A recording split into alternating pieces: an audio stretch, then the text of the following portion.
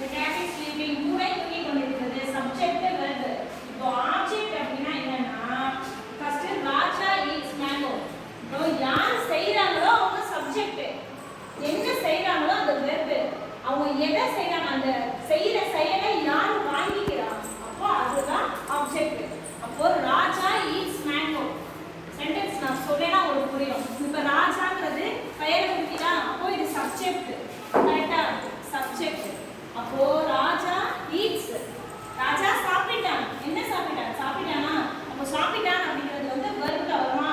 இது வரைக்கும் உங்களுக்கு தெரியும். Subject verb. என்ன சாப்பிட்டான்? இந்த செயலை எது ரிசீவ் பண்ணிக்குது? மேங்கோ. அவன் சாப்பிட்டது மேங்கோ. ராஜா மாம்பழம் சாப்பிட்டான் அப்படிங்கும்போது அந்த ரிசீவ் பண்ணிக்கிறது தான் ஆப்ஜெக்ட். புரியுதாமா? புரியுதா? ராஜா ஈட்ஸ் மேங்கோ. ராஜாங்கிறது யார் செய்றாங்களோ அவங்க தான் சப்ஜெக்ட். என்ன செய்றாங்களோ அதுதான் வெர்ப். அந்த செயலை எது ரிசீவ் பண்ணிக்கிறதோ அவங்க செய்யற செயலை எது ரிசீவ் பண்ணிக்கிறதோ அதுதான் ஆப்ஜெக்ட். புரியுதா? இப்ப சொல்லுங்க the cat is tall. Cat is tall. the cat is tallனா பூனை உயரமாக இருக்கிறது அப்படிங்கும்போது அப்ப பூனை அப்படிங்கிறது சப்ஜெக்ட். என்ன பூனை வந்து பேரு சைடு நம்ம பேசல.